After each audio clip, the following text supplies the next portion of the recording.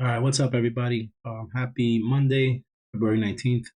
Real quick, this is gonna be a super fast call. I looked at futures, and futures are currently down.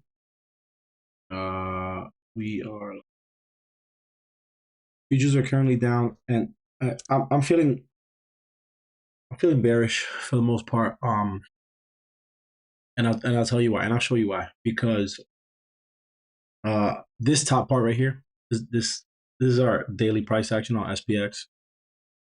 And we hit this level here and we rejected pretty hard, came all the way back down, right? I'm gonna go to the 4 hour on this.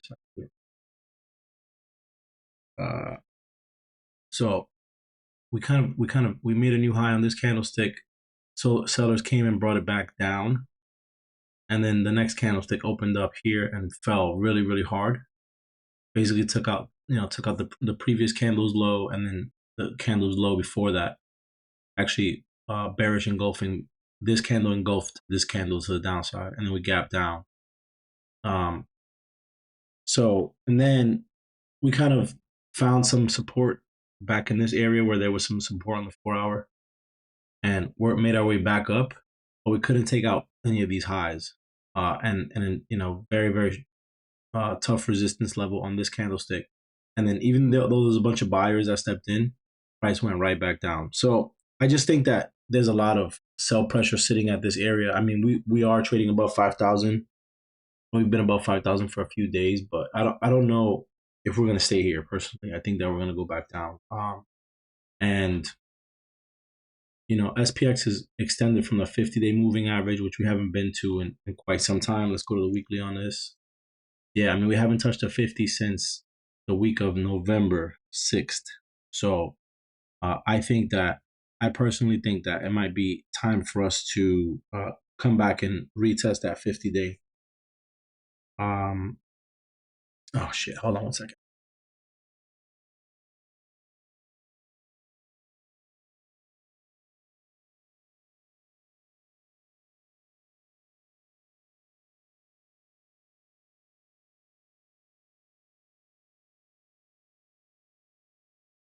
Okay. So anyhow, I'm just feeling a little bearish at the moment. It's good for, I mean, again, on the weekly, you've got 1, 2, 3, 4, 5, 6, 7, 8, 9 straight weeks of price taking out the previous week's high, a little pullback, and then a bullish engulfing on this week that basically took out, this candlestick, engulfed this candlestick, and then continued, another 5 weeks of price taking out the highs. So I just think that we haven't had the bears hadn't had control in a while, and maybe it just feels like, especially with the past 2 weeks, this candlestick here, on actually Monday's candlestick and then Friday's candlestick, it just feels like there's some weakness in buying pressure. So I'm just feeling a little bit bearish, but we'll see what happens. We'll see what shakes out. Big earnings this week. This week I have Nvidia, we have Square, we have Palo Alto, Walmart, Etsy, Carvana, Home Depot, Melly.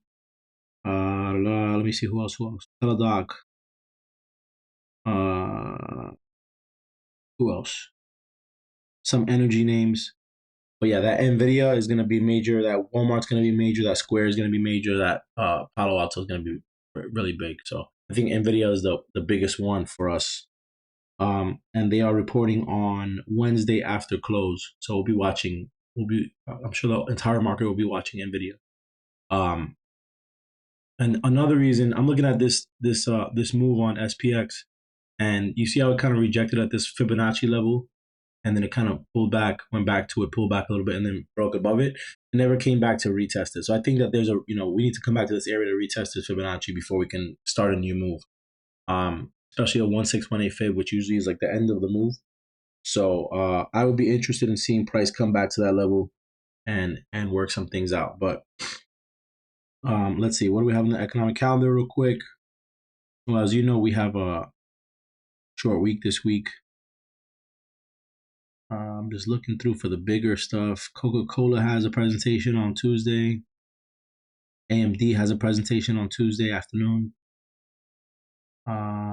Some big earnings. We got Wedbush, Dan Ives, Seeking Alpha. There's some event going on in Vegas on Wednesday, which has a bunch of analysts. They might go ahead and say some stuff, but I don't think that they're gonna say enough to move anything.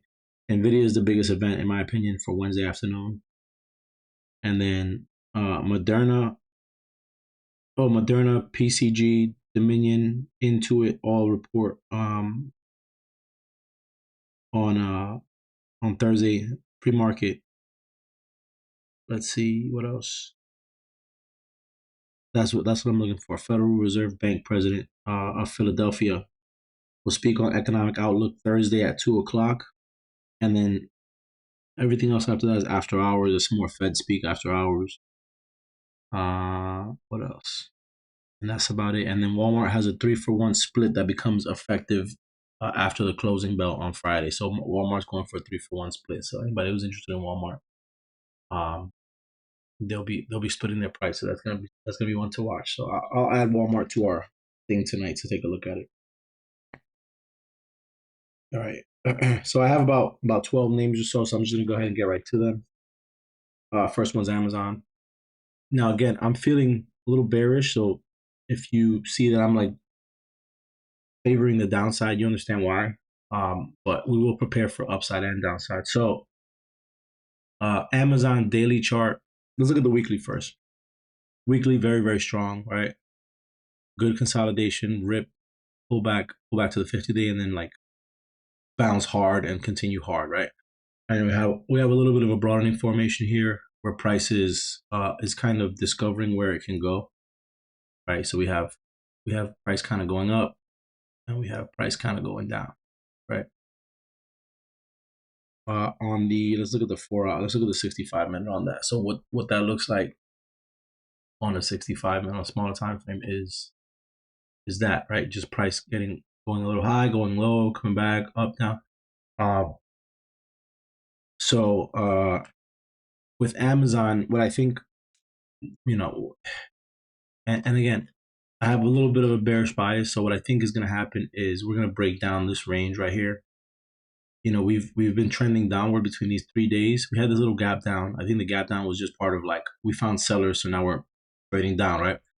So we had a little bit of a gap down, and now we have these highs and lows are all getting lower. So I think that we're going to continue that trend.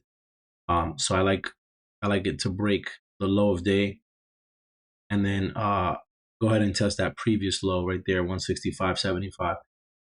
Price is probably going to open up underneath this 168.67 level, or 168.74 level rather. But but if it doesn't, if it opens above it for whatever reason, that will be your first level. For it to kind of break down, right? That'll be your first level to break down, and then your second level, your first target level would be the 167.17, and then your final target level from there would be 165.75. And then if this thing breaks down really hard, and it really depends on like kind of what I think that like Walmart earnings might be a little bit of a catalyst for Amazon, only because they're Walmart is like I think the closest in competition to Amazon in terms of the breadth of products that they sell. Also, Walmart also lets third party sellers sell on their marketplace. And they've just started their Walmart fulfillment services, which is like a fulfilled by Amazon kind of service. So it's just I mean, I think that Amazon's like leap years ahead of Walmart, but Walmart's the closest one in terms of their competition. So I think anything they could say might be a catalyst for Amazon to move up or down potentially, right? If it's just pure price action, I think that we can test easily these three levels here. And if there's a really bad week, we can come back and test this 160, 173 level.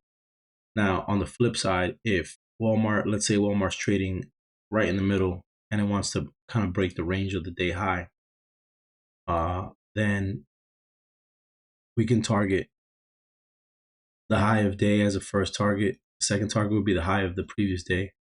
The third target would be, I was just going to call it the middle of the range right there, kind of where this day closed, also just above that gap. And then the final target, I think, in my opinion, would be up here 175.39 now. Um, with the broadening formation, I'm really looking for it to, especially since it's kind of trending down. I'm looking for it to kind of dump down into the bottom of that, find some support, and then from there either bounce, work its way back to the mean, which is like right around here, and then maybe go back down, let the 50 catch up to it, and then once the 50 catches up, then from there we rip to the upside, like fully rip to the upside. I think that we just need to touch that 50 once more. We haven't done it in quite some time. It's been almost 2 months. Um, last time we touched it was on the 5th of the 4th or the 5th of January, where we bounced, and then before that was back here in October. So I think we're just due. It's just due, right? It's just due for us to touch that 50 at some point. So I think that price maybe slows down, especially after the gap up. Price maybe just slows down a little bit to allow that 50 to catch up before we continue our way up. I think that Amazon's gonna ultimately. I'm very bullish on Amazon, especially you look at the larger time frames. Amazon has nothing but more upside to it.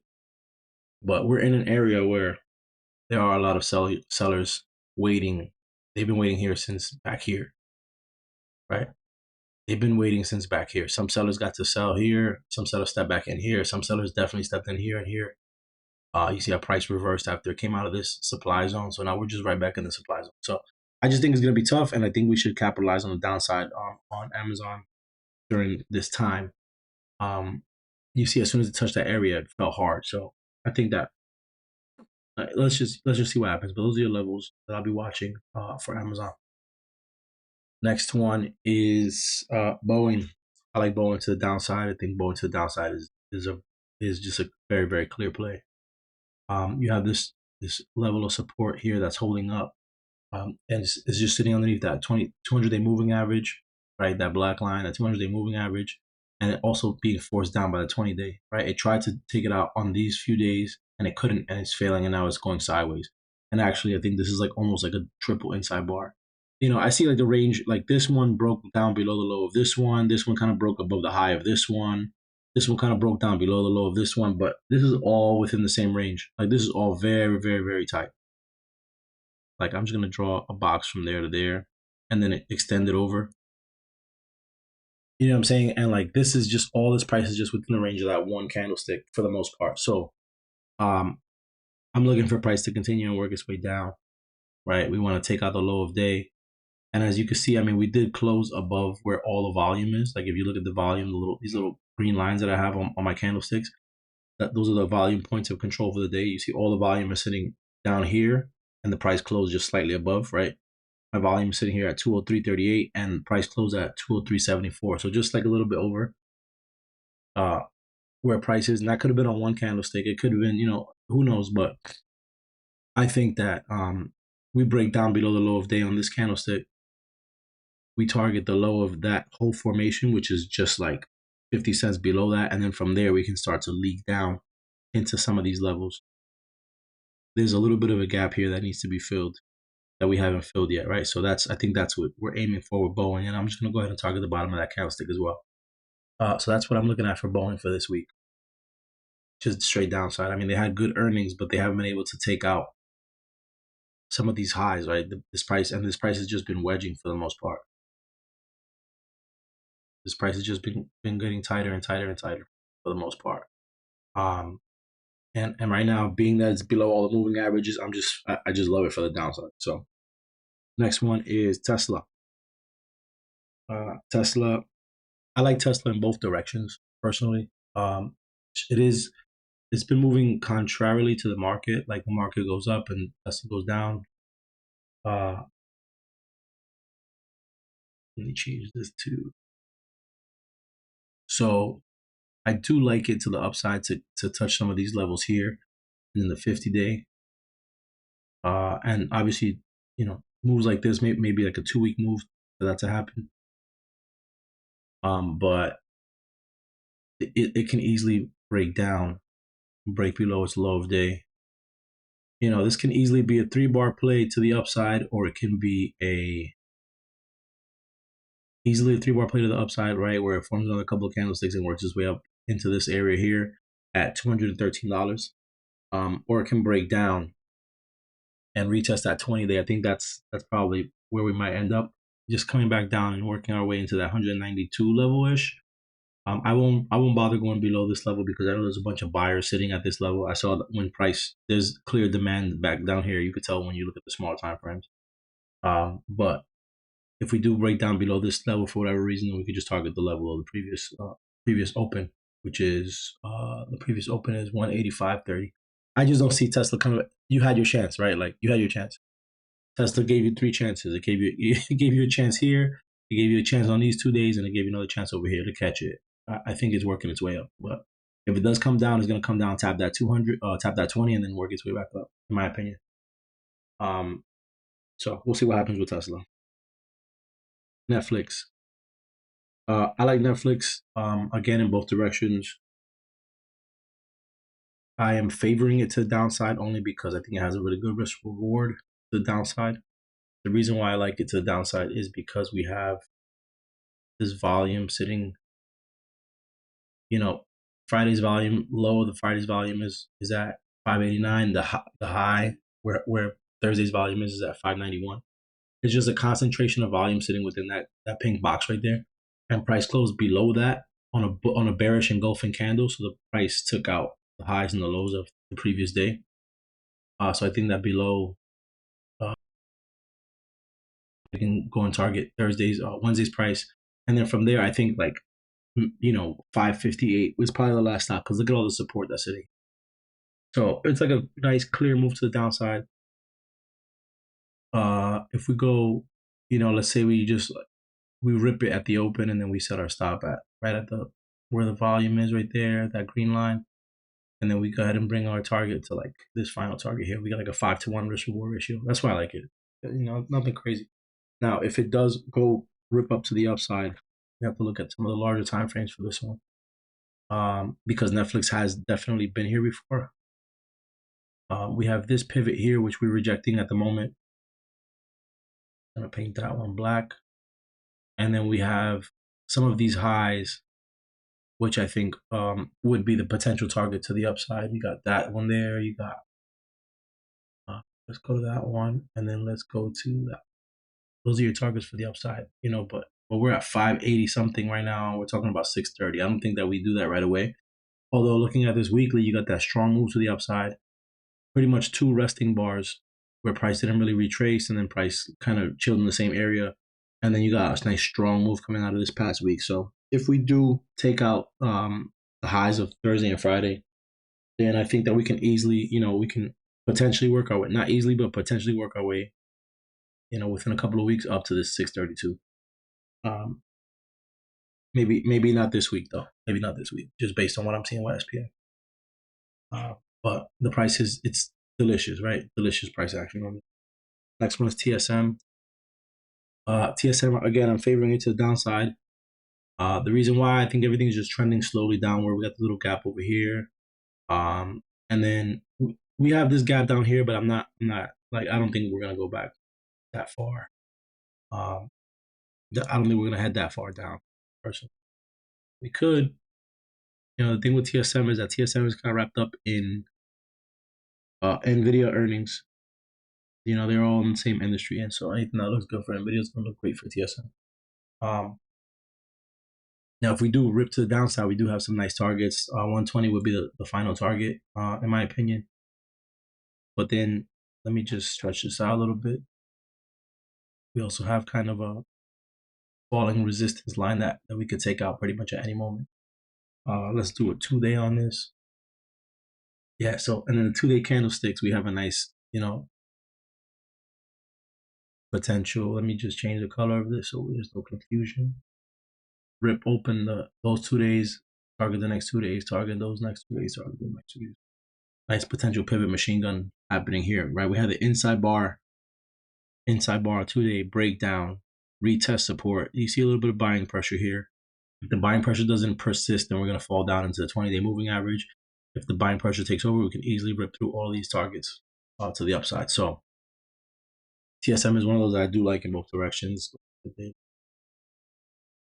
But we just got to see how it's going to shake out.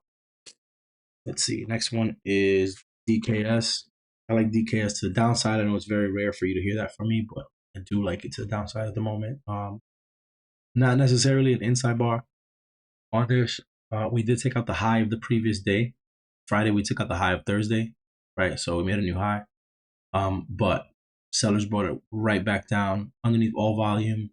So same setup as Netflix, right? Underneath both nodes of volume. So I think that we can just start to target some of these lower levels here. Right, and that's it. Yeah, I got these backwards. Let me just change the color on these.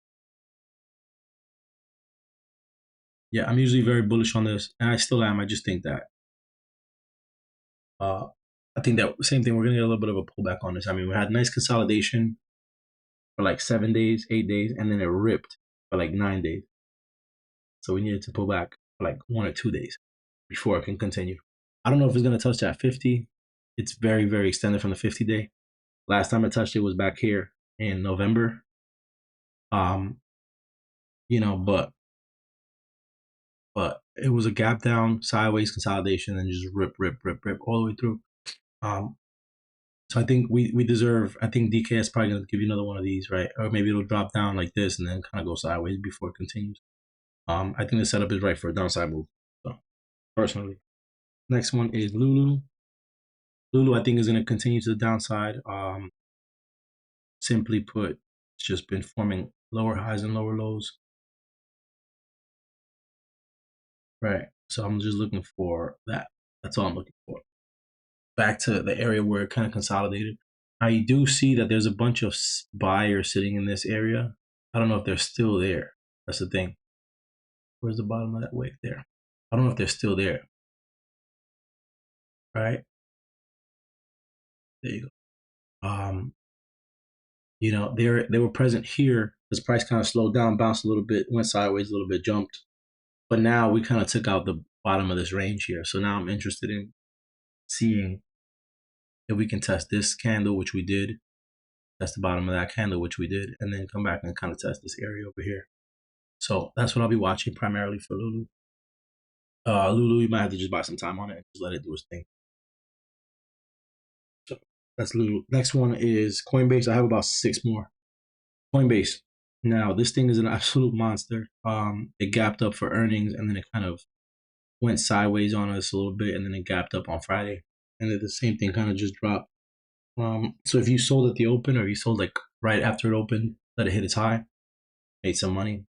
Coinbase is insane. I mean, look at what it does. It goes from down here $96.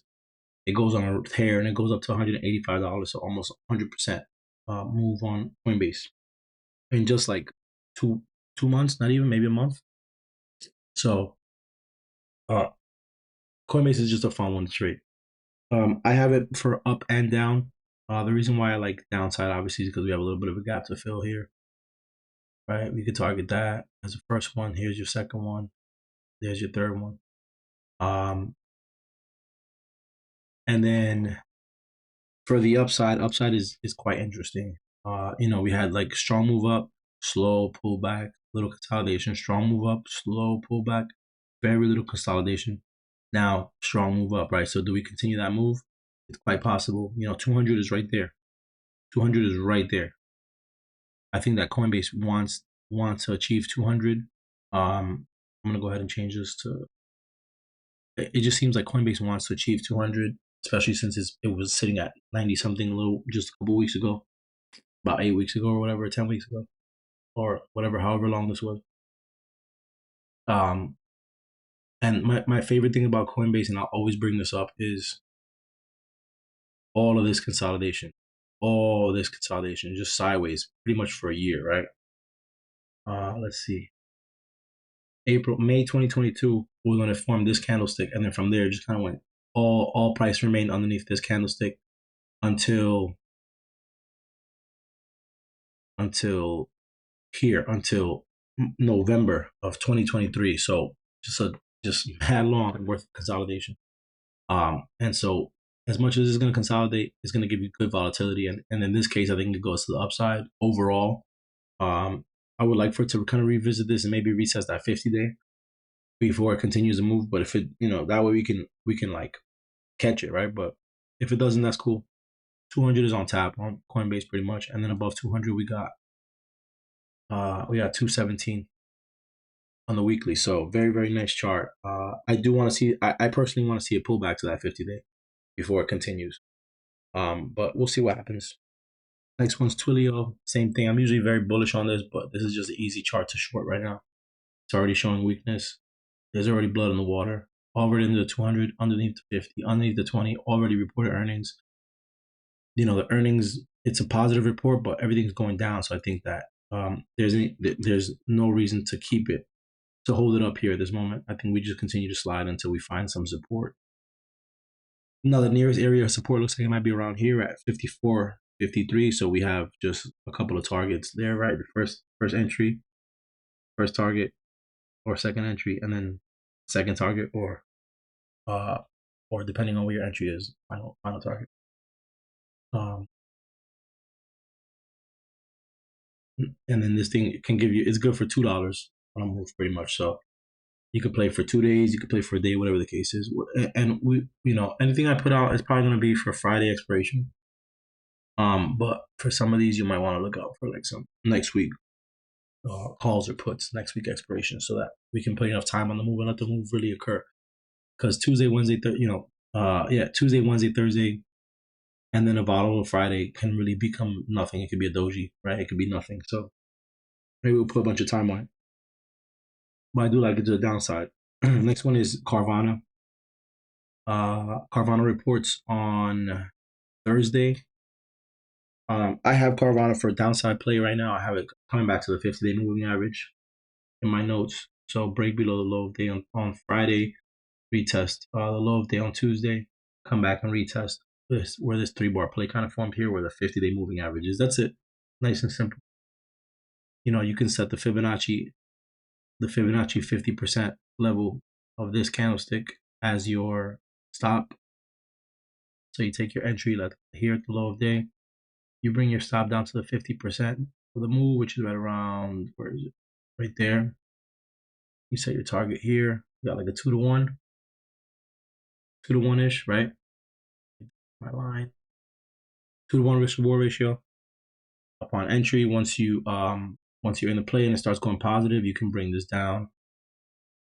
You can walk it down this ladder if you want, right? But ultimately, you want to bring it to where your entry is, and then be risk free essentially. I'm working on a way to do this kind of risk reward ratio, like not automated, but in a way that's like kind of a 2-step process for Thinkorswim, where you enter the trade, you let it get profit, and then you set your stop to follow one of those trailing stops.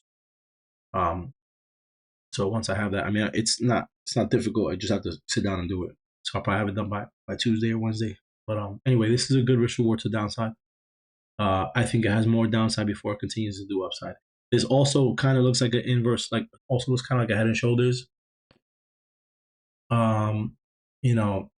It failed this level, fell hard, came back, failed the same level again, came down, ripped above the level, and then couldn't hold it, came right back down, and then we went back to that same level, and then we started going down again. So I'm thinking that we're going to reject. There's some fundamentals behind Carvana that are looking really weak. Like, for example, there was this account. I follow like car dealership accounts, and they were talking about how they were giving, like, a customer who wanted to basically sell his car to Carvana, and Carvana was offering, like, I think it was like $27,000 for like a Model Y or something last month, and then this month it's offering $10,000 less. Like, they're just offering way less. I feel like I've seen less Carvana commercials. I feel like I've seen less Carvana trucks on the road. Like, there's something going on in the car industry that's like holding it in a weird standstill right now. And I think that Carvana is poised to not fail but fall pretty hard. So don't be surprised if you see me put out a downside play for earnings with some time. That way we can really enjoy the move that's going to occur. Next one is DocuSign. I liked DocuSign a few days ago when I saw that it was kind of bouncing on this 200-day moving average. I think I mentioned it. I forgot what day. I think it was like Tuesday or something. But So it kind of has the same look where it can bounce off the 200-day moving average, but like it did on this day and it did on this day, but it hasn't really done much beyond that. It's wedging right now, and it's wedging at the bottom of a downside move, which could be two things, right? It could mean indecision from the downside. That means the downside might be done, right? Downside move, let's go sideways a bit. Maybe downside's done, so it's gonna rip to the upside, which is why I set some of these targets here, these levels. These were upside levels from before. They still count. They haven't changed. Nothing has changed. Um, but you're consolidating on the lowest level on the 200-day moving average. If you can't hold that 200, it's very, very easy for this to work its way back even lower, right? It could just be slowing down, catching its breath for the continuation of the move, right? So break down below 200-day moving average is your first target. Your second target is going to be somewhere over here. Your third target is going to be somewhere over here. Probably like this one better. And then your last target will probably be something like that. And if it absolutely rips, it'll go down to like 42, right? Down to where this area of consolidation is. That's probably gonna be, if it gets disgusting for DocuSign. They have earnings coming out in a couple of weeks on the 7th of March. So about 3 weeks from now. So there might be potential for this to really rip its way down into that or bounce into that, whatever, right? I'm not gonna ignore the small gap that's right here between the top of this candlestick and the bottom of this candle, the bodies between these two bodies. But right now I'm loving it to the downside, so we'll see what's up with it. Let's see. The next one is Shopify. Same thing. I have like a kind of an up and down setup on this. The real reason for the Shopify up and down is we're in the inside bar right now. That's it. I like that the 50 is right there. We got some very clear price targets to the downside. We have a gap to the upside. So it can go either way for Shopify. They reported their earnings. I'm gonna get this line here. Right there. They reported earnings this week, and they had they beat on both sides. I think their guidance was weak, which is why they failed like this. But earnings strong, move down, inside bar, break to the upside. A little bit of sellers. I think some of these sellers might just be the ones who are sitting here up here, right? Who didn't turn their orders off. I think maybe Shopify might be in a good spot. So I like getting both directions. It really has to get above that 20-day in order to work its way up. But it might come back and retest that 50-day before it does any of that. So just keep an eye on it. If you like it, I think Shopify, and again, Shopify used to be one of those. Let me remind you, in case you just started trading recently, or you haven't been trading Shopify with us for a while. It used to be trading up very, very high. The high on this candlestick is 176, but it was like a 10-to-1 split. This thing used to trade at like 1600, right? This thing used to trade insanely high. And it feels like it still has that volatility in it. Some days where you catch Shopify, make a move, you'll get a nice, strong percent move out of Shopify. So I like to keep it on the radar. I want to see what it does either above or below that inside bar. Next one is Walmart. Before we go to the last one, this is Waste Management, if you have shares, congrats. This thing has been absolutely ripping and it pays really good dividends. It had earnings a few days ago and it's just working its way higher and higher, right? Good consolidation, nice rip to the upside. I want to see it continue because I am a shareholder. But Walmart is the one we want to talk about. So Walmart, they got a stock split happening on Friday, 3-to-1 split. So if you own one share, you're gonna become shareholder of 3 shares. 100 becomes 300, etc. Good consolidation along this line here, 160, 169.94. Break above day high. Is this all-time high for Walmart? Yeah, this is all-time high for Walmart. So just like Facebook, right? Facebook goes on this new all-time high and then announces they're gonna pay out dividends. Walmart goes out on this new all-time high and says, "All right, stock split time." So, splits go one of both. They either can bring price up or bring price down. I don't think that Walmart's stock split's gonna send it in any direction. I think it's gonna just kind of trade the way that it does normally. 171 divided by, or 172 divided by 3 is 57. So this thing will be trading at about $60. Uh, Trading at that low allows the stock to move a little bit faster. There are going to be more shares, which if they're gobbled up, that means more volume, and more volatility. So it really depends. Splits, on big companies, like if Nvidia were to go on a stock split, that would send it into absolute frenzy. Um, when Tesla did it, it sent it into absolute frenzy. When Apple did it, it sent it into mayhem. Walmart, not that big. I don't know how big Walmart's market cap is, and I don't know how excited people are to trade Walmart. I know that Walmart had the reputation of a relatively boring stock to trade, especially since they pay out dividends. But things might change. It might become very exciting to trade Walmart soon. So we'll see. We'll just keep it on our radar for now. Um, Above 172, we get 174. Above that, we get 176. Uh, I'm not gonna go much higher than that because Walmart moves very, very slow, and I don't want to get people excited about 180s or anything like that. But I do see these numbers, these levels here in the future, just in case Walmart decides it wants to get exciting.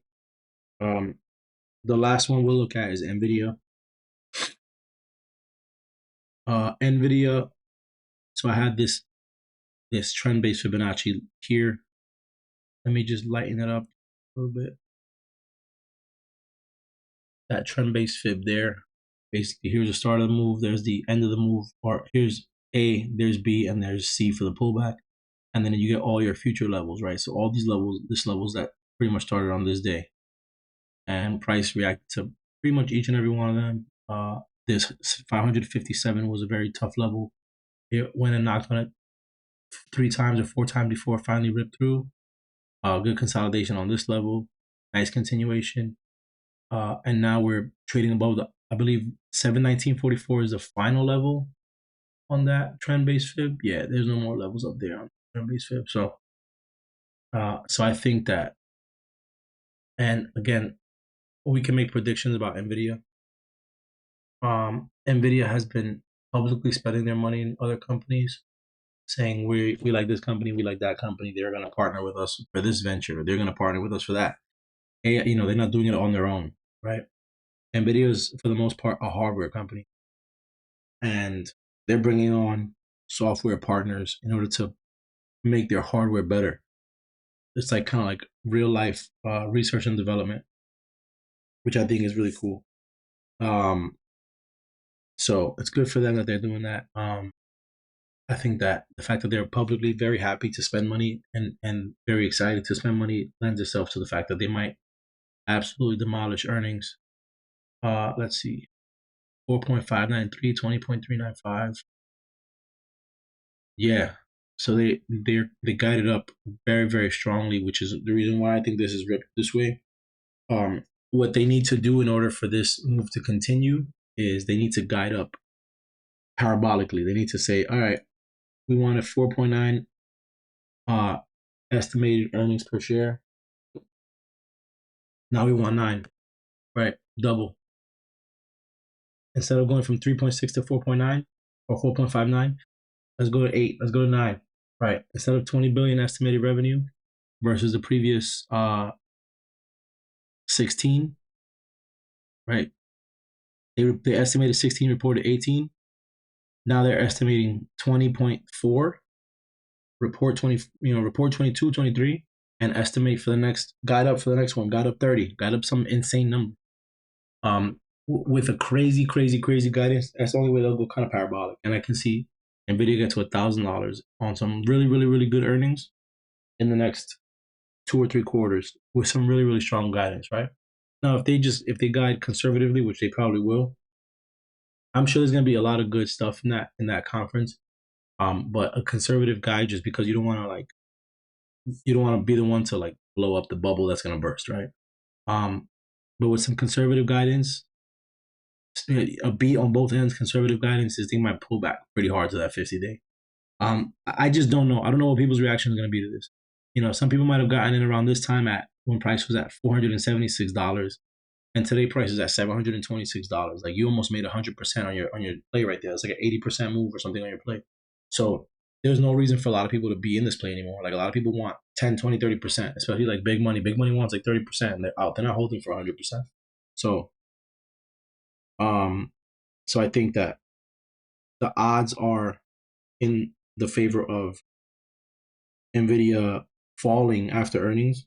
Not crazy, right? Just falling down to maybe this 661 first, and maybe this 600, and then maybe this like kind of like 575 ish. Let that 50-day hold it up, go sideways along the 50-day, and then from there maybe announce new partners, new projects, etc. So, but there's no way of telling. There's no way of telling. You can't tell by the options chains. You can't tell by the orders. You can't tell by. You can only tell by the candlesticks. So, um, but I will say one thing: if Nvidia falls down into this kind of like 570 ish territory, because of negative earnings, then it's time to buy. If you haven't bought shares, it's time to buy some shares. I wouldn't even be surprised if they announce a stock split. Right, this thing has been making all new all-time highs ever since it broke out above this level here in May of last year.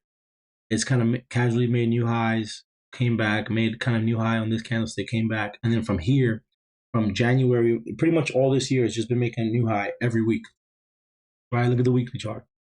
It's just been absolutely ripping through new highs all week, all year. So, you know, so let's see.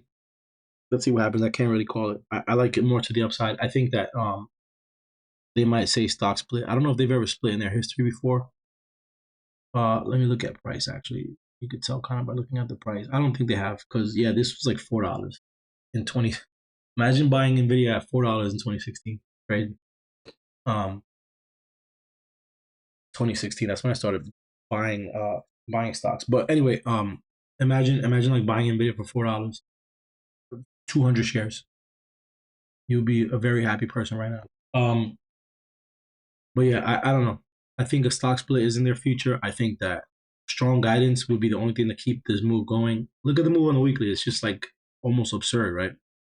Um, I mean, we can get the squeeze. Oh, there was something about. Let me see. I think there was something about. So Nvidia is a major investor in ARM Holdings, which is this company who manufactures microchips, semiconductors, or whatever it is that they do. This company, right?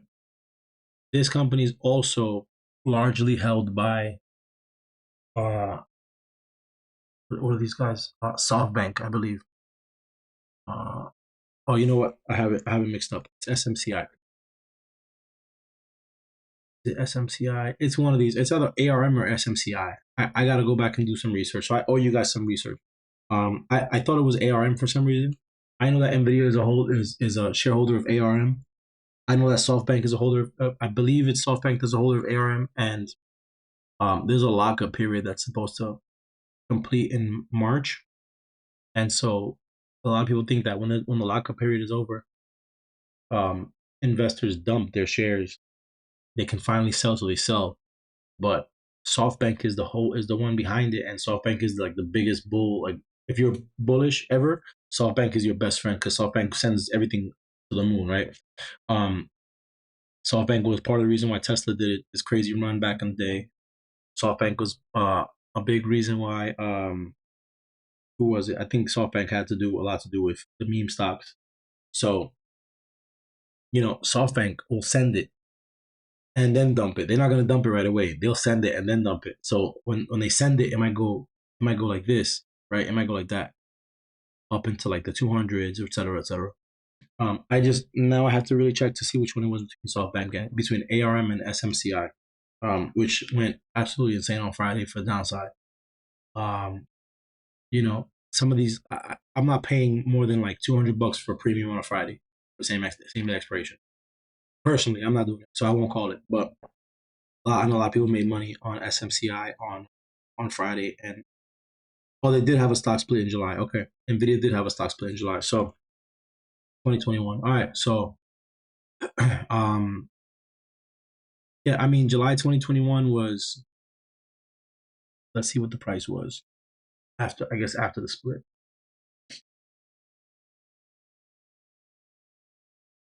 Yeah, there you go. There's your split right there. A 4-1. So price was 187 times four. So price was kind of like where it's at now, times four, 749. Price was 750 before it made a stock split. So um, $750 before it made the stock split. So right, kind of where it's at now. It's about to approach about 750 before. It just feels when you look at a stock move like this, you just kind of feel that it's going to split at some point. So Nvidia splitting again will be monstrous for them. You know, all that money, people buying shares and people investing in their company, gives them money for more research and development, more partnerships, more investing on their own, etc. So I gotta see what's up with that SMCI versus ARM, SoftBank Holding, because SoftBank, whoever's uh, whoever is bullish on SoftBank Holdings, you're probably on the right side. So, all right, guys, I gotta go take care of this voice. I had a lot of fun this weekend. I hope you guys did too. And I think we're gonna have a fun week as well in the market. Hopefully we do. Hopefully it's not. We don't get caught up in kind of sideways action. We'll see what happens. But thank you guys for being on the call, and I'll see you guys in the morning. Peace.